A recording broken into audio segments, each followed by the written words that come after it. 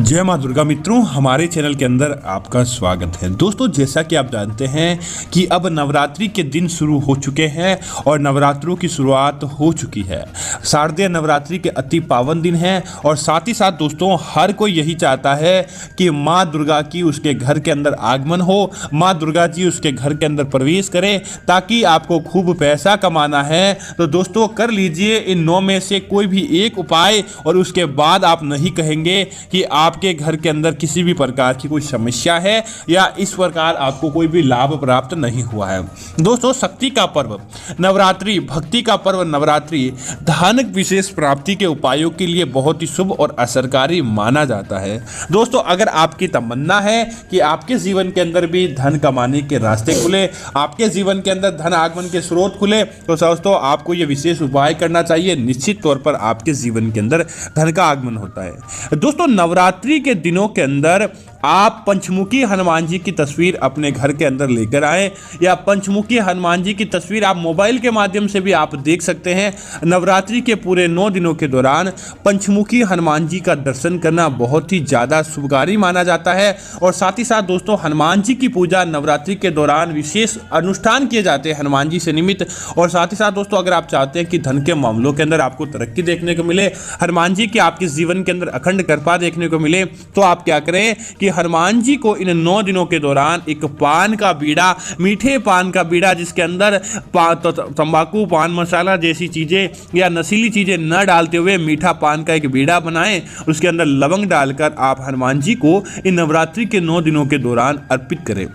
दोस्तों, निश्चित तौर पर माँ लक्ष्मी और हनुमान जी के आपके जीवन के अंदर इतनी कृपा मिलती है कि आप के ऊपर से सारे संकट हट जाते हैं, आपके जीवन के अंदर अपने आप ही तरक्की देखने को मिलती है और हनुमान जी की कृपा से आपका हर कार्य आसानी से होता जाता है। दोस्तों, इसी तरह अगर आप नवरात्रि के दौरान अगर अखंड दीपक नहीं जला पा रहे हैं, आपको सामर्थ्य नहीं है कि आप अखंड दीपक जला पाएं, या फिर आपको जैसे कि मासिक धर्म जैसी समस्या रहती है, या फिर समझ लीजिए कि आपके लिए पूजा पाठ करने वाला कोई व्यक्ति नहीं है, तो आपको सोचना पड़ेगा कि आप किस प्रकार से पूजा करेंगे या आपकी पूजा सफल होगी या नहीं होगी। तो आप क्या करें कि नवरात्रि के दौरान सुबह शाम माता रानी के आगे घी का एक दीपक जलाना ना भूलें और दीपक के अंदर 4 लौंग डाल दें। दोस्तों, मात्र इतना ही कर लेंगे तो भी माता रानी प्रसन्न होती है। लेकिन नवरात्रि के 9 दिनों के दौरान दीपक जलाना बहुत ही अच्छा माना जाता है। आप माँ रानी के आगे दीपक कीजिए और अपनी मनोवांछित इच्छा को मांगिए, कपूर की आरती कीजिए। निश्चित तौर पर आपके जीवन के अंदर किसी भी प्रकार का कोई समस्या नहीं रहेगी और देखते ही देखते आपके घर परिवार के काम आसानी से संपन्न होने लगते हैं। दोस्तों, इसी तरह इस बात का ध्यान रखें कि नवरात्रि के दौरान एक छोटा सा टोटका भी है, एक उपाय भी है, आप इसको कीजिए, आपके जीवन के अंदर किसी भी प्रकार का कोई कष्ट नहीं रहेगा। दोस्तों, माता रानी को मेवों का, सूखे मेवों का भोग जरूर लगाया जाता है।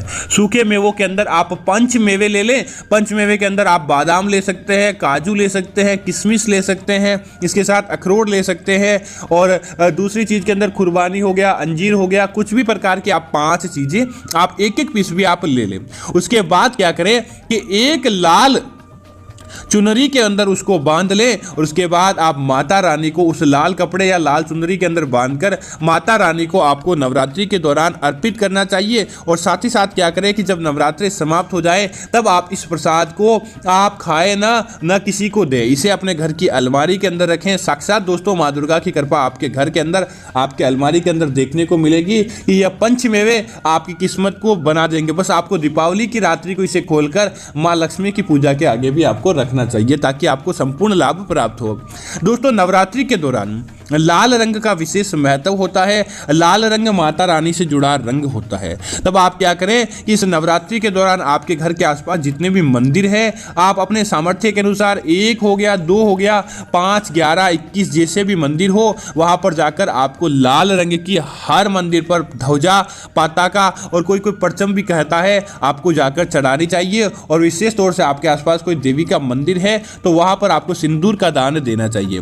दोस्तों, माना जाता है कि जब तक वह ध्वजा उस मंदिर पर लहराती रहती है, उस मंदिर पर जब तक वह ध्वजा जो झंडा हो गया हवा के माध्यम से लहराता रहता है, समझ लीजिए कि उसी प्रकार इस नवरात्रि के दौरान से लेकर आपके घर के अंदर खुशियां, उसी तरह आपके परिवार के लोग हंसते खिलते खिलखिलाते रहते हैं। इस प्रकार नवरात्रि के दौरान ध्वजा का दान मंदिर के दौरान करना अच्छा माना जाता है।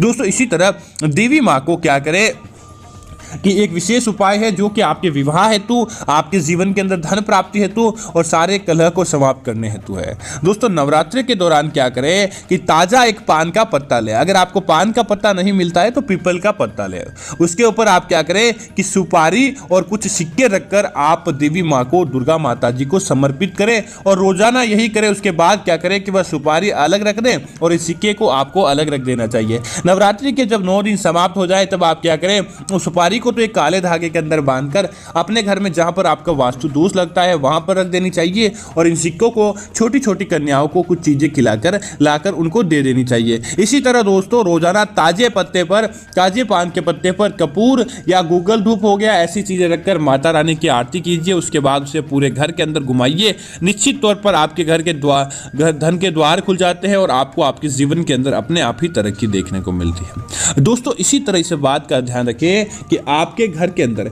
जो इलायची होती है, हरी इलायची, न मात्र वह आपके घर की रसोई के मसालों के स्वाद के तौर पर होती है बल्कि आपके बड़े से बड़े काम को करने वाली होती है। तब आप क्या करें, एक इलायची का विशेष उपाय है जो आपके सारे कामों को बना देता है। दोस्तों नवरात्रों के दौरान माता रानी को इलायची का और मिश्री का भोग आपको जरूर लगाना चाहिए। इलायची और मिश्री का भोग लगाने से माता रानी झटपट आपकी मनोकामना को सुन लेती है, आपकी मनोकामनाओं को पूरा करती है। उसके बाद क्या करें कि जो इलायची आपने भोग लगाई है, मिश्री को तो प्रसाद के तौर पर आप सब पर घर परिवार के सदस्य खा सकते हैं और जो इलायची है उसे आप क्या करें कि आपके जो आपने जल, आपका घर का जल का टैंक होता है जहां से आप स्नान आदि करने का पानी आता है या जहां से आप नहाने का पानी लेते हैं या फिर आप अपने पीने का भी पानी लेते हैं, वहां सारी जगह पर वह इलायची आपको डाल देनी चाहिए। माता रानी का आशीर्वाद जब तक वह इलायची रहेगी निश्चित तौर पर आपके ऊपर सकारात्मक शक्ति अपने आप ही हावी रहती है, आपको कभी भी पीछे मुड़कर देखना नहीं पड़ता। दोस्तों इसी तरह एक विशेष उपाय है जो मखाने के साथ किया जाएगा।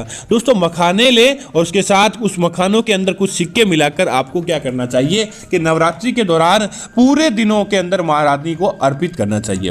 मखाने दोस्तों माता रानी को अर्पित किए जाते हैं तो समझ लीजिए कि उसका सहस्त्र गुना लाभ आपको प्राप्त होता है और उन मखानों की सुगंध आपके परिवार के अंदर घुलती रहती है, उसकी मिठास आपके परिवार के अंदर घुलती रहती है। नवरात्रि के अंतिम दिन क्या करें, उन मखानों के अंदर कुछ भोजन सामग्री मिलाकर या कुछ खाने की चीजें उनके साथ में मिलाकर नवरात्रि के अंतिम दिन गरीब लोगों को बांट देनी चाहिए। निश्चित तौर पर उनकी दुआएं आपको मिलेगी, माता रानी का आशीर्वाद आपको प्राप्त होगा और आपके जीवन के अंदर कभी भी किसी प्रकार का कोई कष्ट नहीं रहता है। और नवरात्रि के यह विशेष उपायों के अंदर मनाया जाता है कि मखाने का भोग माता रानी को जरूर लगाना चाहिए। दोस्तों इसी तरह क्या करें कि नवरात्रियों के दौरान जब नवरात्रि का अंतिम दोस्तों 2 वर्ष से लेकर 9 वर्ष की जो कन्याएं रहती है उसे माता लक्ष्मी का, माँ दुर्गा का रूप माना जाता है। और नवरात्रि के अंतिम दिनों में के दोस्तों कंजक पूजन, कन्या पूजन करके किसी प्रकार का कोई कार्य करने का विधान रहता है। तो क्या करें कि छोटी छोटी कन्याओं को छोटे छोटे पर्स और लाल रंग के वस्त्र आप उन्हें धारण करवाएं, लाल वस्त्र दें, उनको अपने घर के अंदर भोजन करवाएं। दोस्तों निश्चित तौर पर माँ दुर्गा का ऐसा आशीर्वाद आपको प्राप्त होता है कि मनोवांछित इच्छा आपकी पूरी होती है और देखते ही देखते आपके सारे काम बनने लगते हैं। इसी तरह दोस्तों नवरात्रों के दौरान आप क्या करें कि अपने घर के अंदर सोना या चांदी की कुछ ऐसी सामग्री अपने घर के अंदर जरूर खरीद कर लाएं। आप अपने सामर्थ्य के अनुसार बड़ी चीज लेकर आ सकते हैं, छोटी चीज लेकर आ सकते हैं, लेकिन नवरात्रों के दौरान सोना और चांदी को खरीद कर अपने घर के अंदर स्थापित करना, घर के अंदर लेकर आना बहुत ही अच्छा माना जाता है। जिसके अंदर आप सोने चांदी के स्वास्तिक, ओम, श्री, हाथी, कलश, दीपक, गरुड़, घंटी, पात्र, कमल, श्री यंत्र, अचमनी, मुकुट और त्रिशूल आदि खरीद कर लेकर आए और देवी माँ के चरणों में रखकर नवरात्रों के दौरान इसकी पूजा करें। फिर नवरात्रि के अंतिम दिन इस सामग्री को गुलाबी रेशमी कपड़े में बांधकर अपने घर की तिजोरी या धन रखने के स्थान पर रख दे। दोस्तों निश्चित तौर पर आपके घर के अंदर आश्चर्यजनक रूप से धन की वृद्धि होती है और आपके जीवन के अंदर बरकत अपने आप ही देखने को मिल जाती है। इस प्रकार से दोस्तों आप इन उपायों को करके, आप इन 9 उपायों को करके माता रानी का आशीर्वाद प्राप्त कर सकते हैं। आपके घर परिवार के अंदर कभी भी किसी प्रकार का कोई दुख दारुण्य नहीं रहता है। इसी तरह दोस्तों नवरात्रों के दौरान कपूर की आरती करना आपके जीवन के अंदर विशेष परिणाम देने वाला, विशेष फल देने वाला होता है। इसीलिए नवरात्रों के दौरान जितना ज्यादा हो सके अपने घर के अंदर कपूर की आरती करें ताकि आपको माता रानी का सर्व सुख आशीर्वाद प्राप्त हो। तो उम्मीद करता हूं दोस्तों माता रानी से जुड़ी यह जानकारी आपको अच्छी लगी होगी।